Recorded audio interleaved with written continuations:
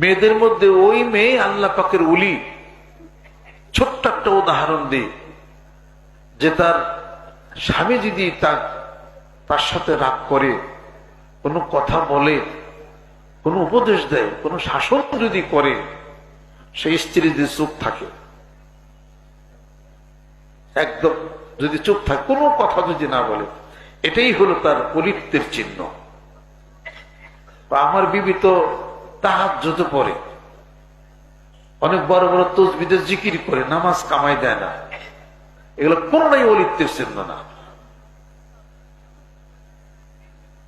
অলিপ্তের চিহ্ন হলো এই সংযম যদি থাকে।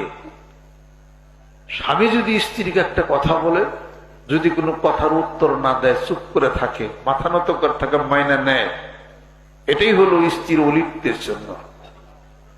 নামাজ ঠিকই পড়ে, বড় বড় তাসবিহ দেয় না, ঠিকই জপে, কথা মাটির মধ্যে পড়া যায় না, অমনি মুখে মুখে তর্ক শুরু করে দেয়। ওই তাহাজ্জুদ নামাজ আরে তাসবিহ জপা, ওই নামাজ পড়ায় তোমার কোরআন শিব পড়ে কোনো লাভ হবে না। এটা মনে রেখে